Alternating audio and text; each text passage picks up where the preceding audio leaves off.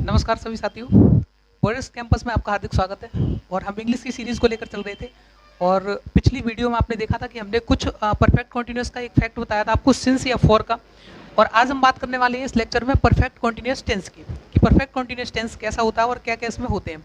तो इसमें भी हम तीन एस्पेक्ट में बात करेंगे। नंबर एक तो प्रेजेंट परफेक्ट कॉन्टिन्यूस, दूसरा पास्ट परफेक्ट कॉन्टिन्यूस, अगला फ्यूचर परफेक्ट कॉन्टिन्यूस, है ना। और आप लोग जैसे आपको समझ में आ रहा होगा कि यार जो लॉकडाउन का सिस्टम है वो लगातार बढ़ रहा है, तो पढ़ाई तो डिस्टर्ब नहीं होनी चाहिए उनसे, है ना। तो पढ़ाई का सिलसिला जो है वो आप जारी रखें। पर डे आपको वीडियोस मिलते हैं, हम लोग मेहनत करते हैं इतनी, तो उनको जाया मत जाने दें, ठीक है, उनका फायदा उठाएं, है ना। तो हम बात करते हैं जरा परफेक्ट कॉन्टिन्यूस टेंस की, है ना। इसमें हम देखते हैं कि क्या चीज़ होती है। तो अगर हम इसके पहले एस्पेक्ट को लें तो आपने ये देखा था कि कोई भी सेंटेंस अगर कॉन्टिन्यूस है, क्या है वो, अगर कोई सेंटेंस कॉन्टिन्यूस है प्लस उसके साथ कोई टाइम दे रखा है ना, उसके साथ क्या दे रखा है, कोई टाइम दे रखा है, और उस टाइम को अगर हिंदी में समझना है तो उसमें एक साथ में शब्द आएगा से, मोस्टली शब्द आएगा से। जैसे वह 5 बजे से खेल रहा है, वह 3 बजे से ये काम कर रहा है, वह 4 बजे से खेल रहा था, वह 2 साल से पढ़ाई कर रहा है ना। तो ऐसी जो चीज़ें होती हैं वो से शब्द आपको क्या इंडिकेट कराता है कि ये परफेक्ट कॉन्टिन्यूस टेंस है। तो कॉन्टिन्यूस सिंपल कॉन्टिन्यूस हो, कोई सा भी हो, प्रेजेंट पास्ट फ्यूचर, लेकिन उसके साथ अगर क्या है, साथ में टाइम दिया गया है, तो वो टेंस कौन सा बनता है, आपका परफेक्ट कॉन्टिन्यूस टेंस बन जाता है। यहाँ तक बात आपको समझ में आई होगी। अगर इसमें भी आपको समस्या है तो हम एक एक करके सेंटेंस को हम समझते हैं, टेंस को, कि कौन कौन से एस्पेक्ट में आप इसे पढ़ने वाले हो। तो नंबर फर्स्ट आप डालेंगे हेडिंग। पहला जो टेंस आपका बनेगा वो बनेगा present perfect, present perfect continuous, continuous, continuous और टेंस, है ना। तो इसकी आइडेंटिफिकेशन डालें हेडिंग जरा। आइडेंटिफिकेशन अच्छी तरीके से पहचानना है, चीज़ों को समझना है। तो विद्वत नोट्स आप बना रहे होंगे, उम्मीद करते हैं।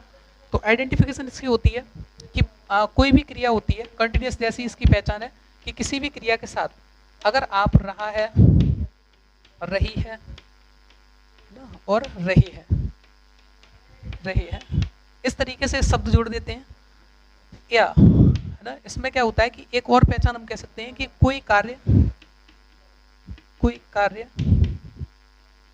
बीते हुए, बीते हुए या भूतकाल, है ना, बीते हुए समय से, समय से जारी हो, है ना, जारी हो, तब भी वो टेंस कौन सा बनेगा आपका, प्रेजेंट परफेक्ट कॉन्टिन्यूस टेंस बनेगा, है ना। कोई कार्य अगर बीते हुए समय से जारी होगा, जैसे मैंने कहा बीता समय कौन सा है, मैंने कहा 7 बजे से मैं पढ़ाई कर रहा हूँ, तो 7 बजे उस टाइम बचे थे और अभी तक क्या कर रहा हूँ, पढ़ाई कर रहा हूँ। मैंने कहा कोई 4 घंटे से पत्र लिख रहा है, तो 4 घंटे से जब बीता हुआ समय हो गया, 4 घंटे जब शुरू हुए होंगे और वहां से अब तक वो क्या कर रहा है, पत्र लिख रहा है। तो ये चीज़ आपको समझ में आई होगी, ठीक है। इसके बाद हम बात करते हैं इसकी हेल्पिंग वर्ब की। तो अगर हेल्पिंग वर्ब की बात करें तो हेल्पिंग वर्ब क्या बनेगी, तो आपको पता है कि अगर प्रेजेंट का है ना, परफेक्ट कॉन्टिन्यूस है, तो इसमें आप करना क्या है कि परफेक्ट है तो इसका मतलब हैव होगा कहीं ना कहीं, ठीक है, हैव या हैज कह लो, ठीक है, हैव। और हैव के बाद वर्ब की कौन सी फॉर्म लगती है, हैव बीन, थर्ड फॉर्म लगती है ना। तो इस तरीके से आप हेल्पिंग वर्ब बना सकते हैं। और इसकी अगली होती है हैज बीन, है ना। 2 हेल्पिंग वर्ब हैं, हैज बीन और हैव बीन। हैज बीन कब इस्तेमाल करते हैं आप, तो हैज बीन करते हैं आप जब सिंगुलर सब्जेक्ट होता है, और हैव बीन कब करते हैं, जब आपका सब्जेक्ट प्लूरल होता है।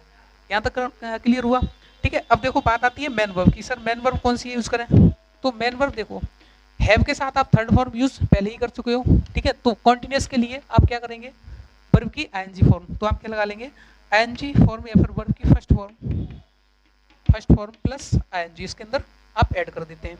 इतना क्लियर हुआ कि नहीं। दूसरा पॉइंट आपका ये है कि इसमें आपको सिंस या फॉर का भी समय के लिए आप टाइम के लिए कौन सी यूनिट लेते हैं, टाइम के लिए आपकी 2 प्रीपोजिशन आपको मिलती हैं इसमें, एक तो सिंस, सिंस, और दूसरी कौन सी मिलती है, तो फॉर, है ना। और सिंस फॉर का कंफ्यूजन आपने इससे पहले वाली वीडियो जो है लेक्चर नंबर 7 की होगी, उसके अंदर आपने देख लिया था कि सिंस किसके साथ प्रयोग करना है और फॉर। तो हम यहाँ पर लिख देते हैं, एक छोटा सा पॉइंट लिख देते हैं कि ये होता है पॉइंट, ठीक है, पॉइंट ऑफ टाइम, टाइम का है यूनिट तो पॉइंट है ये। और ये क्या होता है, पीरियड के लिए, कोई भी पीरियड, पीरियड जो होता है वो इस तरीके से चलता है, यहाँ शुरू हुआ यहाँ तक, और पॉइंट अपना एक ही जगह पर स्थित होता है। तो इस तरीके से आइडेंटिफिकेशन आपने समझ पाई होगी कि प्रेजेंट परफेक्ट टेंस क्या होता है कि क्रिया के साथ रहा है, रही है, रहे हैं शब्द लगे होते हैं, और कोई भी कार्य अगर बीते हुए समय से जारी हो, अभी तक वो चल रहा हो, या फिर वर्तमान में चल ही रहा हो, तो ऐसी कंडीशन क्या कहलाती है, आपकी प्रेजेंट परफेक्ट टेंस कहलाती है। इसकी हेल्पिंग वर्ब क्या होती है, तो हैव बीन सर और हैज बीन होती है। मेन वर्ब की आईएनजी फॉर्म आप इसमें इस्तेमाल करते हैं। टाइम के लिए सिंस या फॉर 2 यूनिट होती हैं। सिंस आप पॉइंट के लिए लेते हैं, कोई भी जैसे 7 बजे 8 बजे मंडे संडे है ना, मॉर्निंग इवनिंग इसके लिए। और फॉर होता है अवधि के लिए कि 2 दिन से 4 दिन से है ना, 2 ईयर्स ऐसे करके, तो आप ये लेते हैं। ठीक है, इस चीज़ को फटाफट आप नोट करिए। जैसा कि आपको दिख रहा होगा कि इसमें आपके सामने 4 सेंटेंस मैंने लिखे हैं। ठीक है, इन 4 सेंटेंस में एक कॉमन चीज़ है जिससे आप पहचानते हैं कि ये वाकई में परफेक्ट कॉन्टिन्यूस का है। जैसे क्या खास है इसमें, देखो एक से शब्द मिलेगा और से शब्द से एक यूनिट रखी होगी, क्या कोई ना कोई टाइम की यूनिट रखी होगी। यार ये बात आपको समझ में आ रही होगी कि एक से शब्द सब में लगा हुआ, देखो कहीं ना कहीं ना, तो हमने यहाँ पर इसको पकड़ा से और इससे पहले टाइम है ना, ये देखो ये और देखो टाइम है ना, ये देखो इसमें से रहा और इसमें टाइम, और ये देखो से रहा और इसमें टाइम है ना। तो एक कॉमन समझ में आता है। वैसे तो हर एक वाक्य में आप टाइम यूज कर सकते हैं। मैंने कहा कि मैं 5 बजे उठता हूँ, तो वो प्रेजेंट इंडेफिनिट का है, उसमें भी टाइम है ना। लेकिन अंतर क्या है कि इसमें एक शब्द आपका हिंदी में होता है यूज से, जिससे हमें समझ में आता है कि वो काम वहां से शुरू हो रहा है और कंटिन्यूस चल रहा है। तो इसमें देखो वह 2005 से इस शहर में रह रहा है ना। तो ये सिंपल सेंटेंस है, अफर्मेटिव है, और अफर्मेटिव है तो रूल्स क्या होता है, आप एक बार मेरे पास साथ बोलिए जरा। सब्जेक्ट, फिर हेल्पिंग वर्ब, फिर मेन वर्ब, फिर उसके बाद ऑब्जेक्ट, फिर अदर वर्ड है ना। तो सेम कंडीशन है, वह रह रहा है तो इसका मतलब ही, आप लिखेंगे ही, और ही के बाद क्या लिखेंगे आप। अब हैज बीन या हैव बीन, तो हैज आप सिंगुलर सब्जेक्ट के लिए देते हैं, तो आप ही हैज बीन। और रहना की क्या होती है, लिव, तो लिव में क्या करना पड़ेगा आपको, आईएनजी जोड़नी पड़ेगी, तो living, he has been living, और इस शहर में, तो इन दिस सिटी। अब रही बात की कब से रह रहा है, वो टाइम आप लगाना है, यूनिट सबसे लास्ट में ले जानी है टाइम की। कब से रह रहा है, 2005 से। बेटा 2005 एक पॉइंट ऑफ टाइम है या पीरियड ऑफ टाइम है, तो आप सब कहेंगे सर 2005 तो फिक्स है और अपने आप में निश्चित है, तो पॉइंट ऑफ टाइम है। और पॉइंट ऑफ टाइम के लिए आपने लिखा था कि सिंस लगाते हैं, तो आप लिख देंगे कि सिंस 2005। इस तरीके से वाक्य आपको क्लियर करते हैं। अगला सेंटेंस आपका लिखा था कि कई साल से बारिश नहीं हो रही है, कई साल से बारिश नहीं हो रही है। तो अब इसमें सब्जेक्ट क्या बनेगा, तो आपको बताया कि समय, महीना, मौसम, दिन है ना। एक आइडेंटिफिकेशन वर्ड होता है आपका इट, उसको हम प्रयोग करते हैं, सब्जेक्ट होता है। तो आप सबसे पहले क्या लगाएं इसमें, अब देखो निगेटिव सेंटेंस है, यहाँ पर नोट दिया गया, तो निगेटिव है तो आप नोट कहाँ भरना है। अब देखो हैज बीन, हेल्पिंग और आपकी 2 शब्दों से मिलकर बनी है, तो इसका मतलब नोट कहीं ना कहीं बीच में ही लगती है। ठीक है, तो आप लिखेंगे इट, सब्जेक्ट आपको मिला इट। ठीक है, समय, महीना, मौसम, दिन की बात की जाती है, उनमें इट की बात की जा रही है, बारिश की जा रही है, मौसम है एक तरीके का, तो इट लगाएंगे आप। इट के बाद आप क्या लगाते हैं, हैज बीन। अब हैज के बाद नॉट और लगाने पड़ेगा क्योंकि सेंटेंस आपका नेगेटिव है। इट हैज नॉट बीन है ना। बारिश होना की क्या होती है, रेनिंग, तो आप लिख देंगे इसमें आईएनजी और जोड़ देंगे, तो रेनिंग है ना, रेनिंग। और कब से, कई वर्षों से। अब कई वर्ष, ये तो पीरियड हो गया ना, एक वहां से लेकर यहाँ तक है ना, कई वर्षों से बारिश ही नहीं हुई, तो आप सिंस तो नहीं लगा सकते, निश्चित नहीं है, तो आप लिखेंगे फोर, और कई की होती है मैनी। ठीक है, फोर मैनी और ईयर्स। इस तरीके से आप इन सेंटेंस को बनाते हैं। अगला सेंटेंस लिखा है कि क्या यह विद्यार्थी 10 साल से यहाँ पढ़ रहा है, क्या यह विद्यार्थी 10 साल से यहाँ पढ़ रहा है। तो आपसे क्वेश्चन पूछा गया, आपने कहा सर यस नो में आप जवाब देंगे इसका, तो इंटरोगेटिव फर्स्ट है, और इंटरोगेटिव फर्स्ट है तो सबसे पहले हेल्पिंग वर्ब, तो हेल्पिंग वर्ब आपकी हैज बीन या हैव बीन। अब यह विद्यार्थी एक ही है, तो एक है, इसका मतलब हैज आप आगे लेंगे। अब देखो जब भी 2 यूनिट में हेल्पिंग वर्ब होती है, तो आपकी पहली यूनिट कहाँ आती है, आगे की ओर, दूसरी लास्ट में, तो आप लिखेंगे हैज, और यह विद्यार्थी, तो दिस स्टूडेंट, आप लिखेंगे दिस स्टूडेंट। और इसके बाद बीन लगाएंगे आप, क्योंकि अब आपकी हैज बीन पूरी एक हेल्पिंग वर्ब बन गई, ये सब्जेक्ट आपका एडजस्ट हो गया। उसके बाद मेन वर्ब पढ़ना की है, तो स्टडी आप लिख देंगे, और स्टडी में आईएनजी और जोड़ देंगे। ठीक है, स्टडिंग, और यहाँ पढ़ रहा है तो स्थान आपने दे दिया हियर। और कब से बेटा, 10 साल से। तो आप अब 10 साल बताओ, मुझे निश्चित तो नहीं है कौन सी 10 साल पता नहीं है, तो इसका मतलब आप लिखेंगे फॉर, और क्या लिख देंगे 10 ईयर्स। ठीक है, इस तरीके से आप, और इसमें क्वेश्चन मार्क लगा देंगे क्योंकि इंटरोगेटिव है। अगला सेंटेंस देखिए, अगला सेंटेंस लिखा हुआ है कि रोगी 7 बजे से क्यों चिल्ला रहा है ना, रोगी 7 बजे से क्यों चिल्ला रहा है।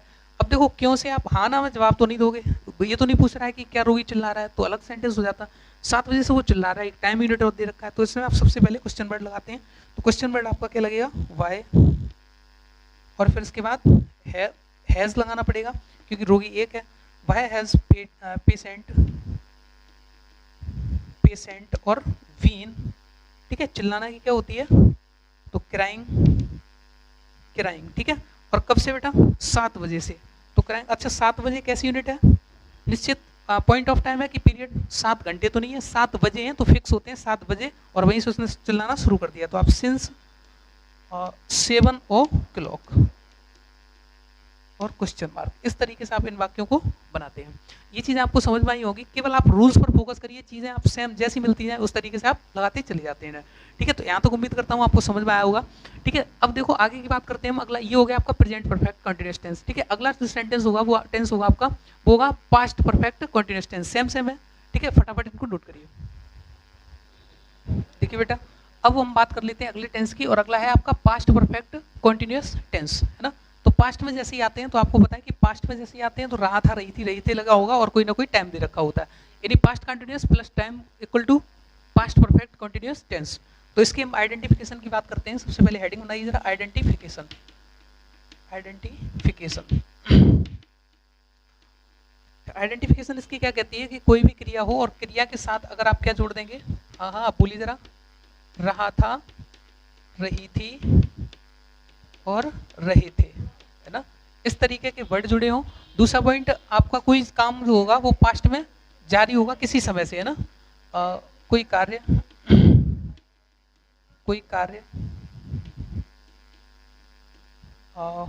पास्ट में या भूतकाल में, ठीक है, पास्ट में किसी समय से जारी रहता है। ठीक है, जारी रहता है, तो पास्ट में किसी समय से जारी रहता है और पास्ट में ही वो खत्म होता है। तो और रहा था, रही थी लगाते हैं, तो वैसे ही टेंस कौन सा बनता है, पास्ट परफेक्ट कंटिन्यूअस टेंस, है ना। इसकी हेल्पिंग वर्ब की बात करें अगर, तो हेल्पिंग वर्ब होती है, आपको पता है कि इसके अंदर परफेक्ट लिखा हुआ है कहीं ना कहीं, तो परफेक्ट का लगाना पड़ेगा। और कॉन्टिन्यूअस के लिए इसकी मेन वर्ब की थर्ड फॉर्म बनाते हैं, बी की थर्ड फॉर्म, तो वीन, है ना। तो इसकी एक ही हेल्पिंग वर्ब होती है, हेड वीन, जो सबके साथ आपको प्रयोग करनी है। अगला मेन वर्ब की अगर यूनिट की बात करें तो मेन वर्ब आपको पता है कि मेन वर्ब क्या होगा, तो आपको पता है कॉन्टिन्यूअस टेंस है तो मेन वर्ब उसके हिसाब से रखी जाएगी, तो वर्ब की फर्स्ट फॉर्म प्लस आईएनजी, ठीक है, या फिर वर्ब की आईएनजी फॉर्म आप इसमें यूज करते हैं। बाकी के आपको टाइम के लिए पता ही है, टाइम के लिए यूनिट क्या है, प्रीपोजिशन 2 मिलती है आपको, सिंस या फॉर का आप प्रयोग करते हैं। ठीक है, बस इतनी सी बात आपको ध्यान रखनी है, बाकी की चीज़ें सेम है, और इस चीज़ को आप नोट करिए। उसके बाद हम सेंटेंस लिखते हैं। देखिए, अगला आगे हम बात करते हैं जो सेंटेंस आपके लिखे हैं प्रैक्टिस के लिए। ठीक है, तो अभी जो प्रैक्टिस होती है वो जो एक छोटी सी मात्रा में प्रैक्टिस करते हैं हम। अगली जो वीडियो होंगी, जो ये टेंस खत्म हो जाएंगे उसके बाद प्रैक्टिस वीडियो काफ़ी लंबी बनेगी, जिनमें आप देखेंगे हम बारी से क्वेश्चंस को कराएंगे और आप उन्हें बताएंगे। लाइव सेशंस भी हो सकते हैं उसके। ठीक है, तो अगला सेंटेंस जो आपका लिखा है कि बच्चा 7 बजे से पलंग पर सो रहा था, है ना। तो बच्चा 7 बजे से पलंग पर सो रहा था, तो आप इसे बनाना शुरू करेंगे। बच्चा एक है तो आप लिखेंगे चाइल्ड, ना, आपने लिखा चाइल्ड। अब देखो हेडविन का पूर्ण यूज करना है, क्योंकि हेल्पिंग वर्ब आपकी हेडविन है, तो आप लिखेंगे चाइल्ड हेडविन। सोना की होती है स्लीप, और स्लीप की क्या करना पड़ेगा, स्लीपिंग। ठीक है, स्लीपिंग, यानी चाइल्ड हेडविन स्लीपिंग। और कहाँ पर सो रहा है बेटा, आप पलंग पर, तो आप लिखेंगे एट बेड, BED, है ना। फिर उसके बाद कब से, 7 बजे से। अब 7 बजे तो फिक्स है ना, और निश्चित है, तो इसका मतलब सिंस, और सिंस लगा के आप क्या लिख देंगे, 7 o'clock। ठीक है, यहाँ तक आपको समझ में आया होगा। अगला सेंटेंस आपका कि मैं 3 घंटे से अपना पाठ याद नहीं कर रहा था, और नहीं कर रहा था तो इसका मतलब सेंटेंस आपका निगेटिव है। निगेटिव है तो आप लिखेंगे कि आई हैड बीन। अब हैड बीन तो हम लिख लेंगे, लेकिन हमें नॉट कहाँ लगानी है, दोनों यूनिट के बीच में। तो आप ये लिखेंगे हेडिंग और हेल्पिंग और बनी निगेटिव होने के कारण, आई हैड नॉट बीन। और इसके बाद याद करना है, क्या लिखेंगे, लर्निंग। ठीक है, लर्निंग। और क्या कर रहे थे, अपना पाठ। बेटा इस अपना की स्पेलिंग हमेशा सब्जेक्ट के अनुसार आप यूज करते हैं, तो इस मैं का अपना क्या होता है, माई। तो आप लिख देंगे learning my lesson, learning my lesson. और कब से, 3 घंटे से। अब देखो 3 घंटे एक यूनिट है, और यूनिट है तो इसका मतलब वो अवधि है, पीरियड है, पीरियड में सिंस या फॉर, तो फॉर। तो आप लिखेंगे लेसन और उसके बाद फॉर 3 hours, 3, और इसको आवर्स बोलते हैं ना, तो आवर्स, इस तरीके से लिख देते हैं। अगला सेंटेंस लिखा है कि क्या मोहित 2 घंटे से कमरे में जोर जोर से रो रहा था, है ना। तो क्या लगा है, तो इसका मतलब आपसे क्वेश्चन पूछा गया, तो इसके मतलब हेल्पिंग वर्ब सबसे आगे। तो हेल्पिंग वर्ब की फर्स्ट यूनिट हमने आगे लिखी, एक पार्ट उसका हेड, और उसके बाद आपका सब्जेक्ट लिया मैंने मोहित, और फिर वीन। ठीक है, हेड, मोहित, वीन। अब रोना की क्या होती है, बीपिंग, है ना। तो आपने लिखा बीपिंग, और जोर जोर से रो रहा था, है ना, बीपिंग लाउडली। और कहाँ रो रहा था बेटा? इन द रूम, ठीक है, कमरे में। इतना लगा लिया। उसके बाद अब टाइम 2 घंटे से, 2 घंटे पता नहीं, निश्चित नहीं है, तो इसका मतलब फॉर 2 आवर्स, 2 आवर्स। इस तरीके से आप इन्हें बनाते हैं। अगला सेंटेंस आपका लिखा है कि लड़के सुबह से कहाँ क्रिकेट खेल रहे थे, ये तो पता ही नहीं था, ठीक है। तो अब क्वेश्चन पूछा गया आपसे, तो कहाँ का जो इंटरोगेटिव वर्ड है वो आप लेंगे वेयर।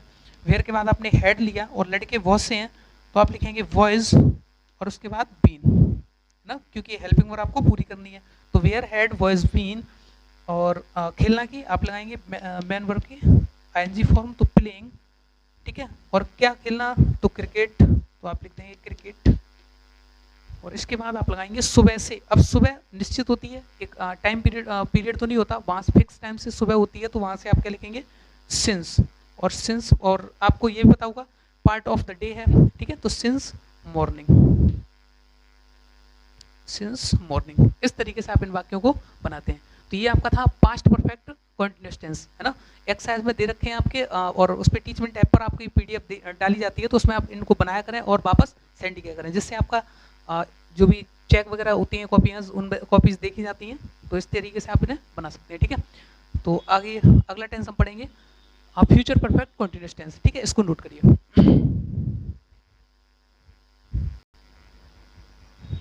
अगला टेंस है आपका फ्यूचर परफेक्ट कंटीन्यूअस टेंस।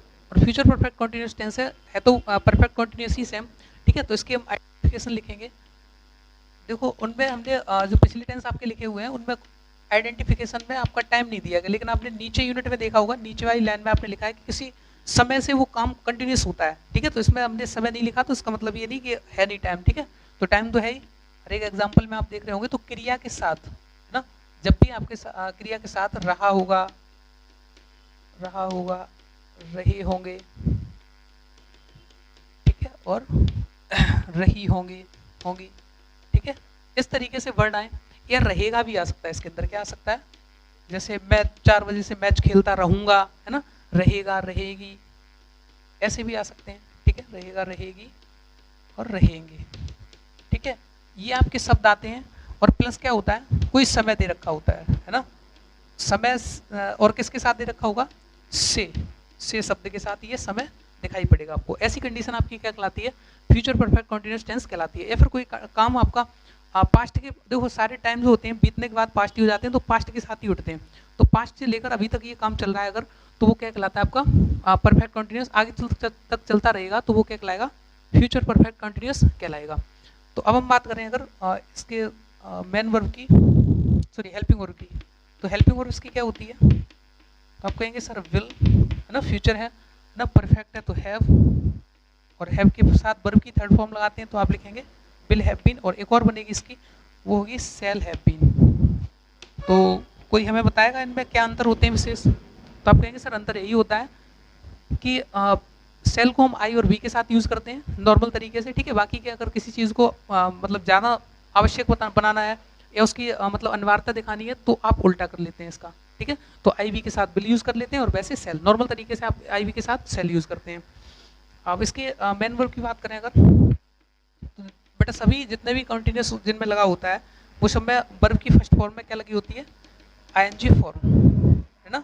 और टाइम के लिए आप क्या खास करते हैं? तो टाइम के लिए 2 शब्द आपको मिलते हैं, एक तो सिंस और अगला फॉर। सिंस किसके लिए होता है, फॉर किसके लिए होता है, ये सारी चीज़ें आपको पता है, ठीक है। तो इतना ही आप इसे नोट सुना है। और उसके बाद अगला जो आपका प्रैक्टिस सीरीज है वो आप मैं सेंटेंस को लिखना शुरू करता हूँ। चलिए, जैसा कि आपके सामने सेंटेंस लिखे हुए हैं, कुछ इन सेंटेंस पे समझेंगे कि कैसे कैसे एस्पेक्ट इनके। तो देखो वह 3 बजे से क्रिकेट देख रहा होगा, है ना। तो यहाँ से 3 बजे से, तो बेटा कभी कभी क्या होता है इसमें से भी आता है, एक शब्द और आप पढ़ेंगे इसके अंदर, वो होगा तक, है ना। जैसे मैंने कहा कि मैं 3 बजे तक यहीं बैठा रहूंगा, ठीक है। तो 3 बजे तक, तो वो भी काम आपका एक टाइम के अनुसार हो रहा है। तो इस तक के लिए हमने 2 शब्द आपको बताए, एक तो बाई आप लगाते हैं, एक क्या प्रयोग करते हैं? टिल, है ना। 2 शब्द आप इस तक के लिए यूज करते हैं। जबकि से और से दे रखा होगा तो सिंस या फॉर देंगे, ठीक है। तो अगले सेंटेंस में हम देख लेंगे कि तक कैसे इस्तेमाल करेंगे। तो सबसे पहले इनकी बात करते हैं। वह 3 बजे से क्रिकेट देख रहा होगा, तो है, तो आपने सब्जेक्ट लिखा ही के साथ आपने हेल्पिंग वर्ब आपने ली विल, ही विल हैव, और बीन, है ना, ये इसकी हेल्पिंग वर्ब हो गई। ही विल हैव बीन, देखना कि वॉच करना होता है तो वॉचिंग लिख लिया आपने, वॉचिंग, तो he will have been watching cricket, वह क्रिकेट देख रहा था, ठीक है, देख रहा होगा तो क्रिकेट, और कब से बेटा, 3 बजे से, तो आप 3 बजे आपको पता है कौन सी यूनिट है, तो सिंस 3 o'clock।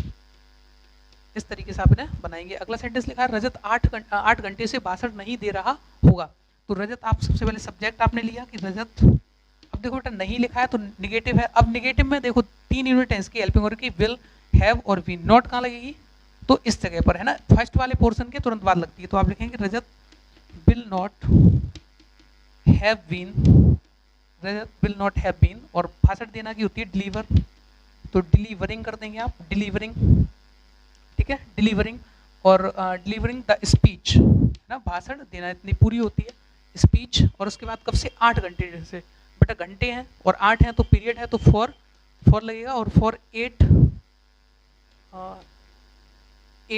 आवर्स, ना, इस तरीके से आप बनाएंगे। अगला सेंटेंस आपका लिखा है, क्या कट हो रहा है, अगला देखिए, क्या सुहानी 3 दिन से खाना पका रही होगी, है ना, 3 दिन से खाना पका रही होगी, तो आप क्या करेंगे, सबसे पहले आप विल को लेंगे आगे, और विल के बाद सब्जेक्ट आप रखेंगे सुहानी, तो विल सुहानी और हैव बीन, ठीक है, विल सुहानी हैव बीन, खाना पकाना की आप लिखेंगे कुकिंग, आईएनजी फॉर्म यूज करेंगे, कुकिंग द फूड, फिर उसके बाद 3 दिन से, है ना, तो 3 दिन एक पीरियड है तो फॉर 3 days, है ना, घर पे मम्मी कोई होगी नहीं, तो वो 3 दिन से क्या कर रही है, खाना पका रही है, और आपने क्वेश्चन पूछा।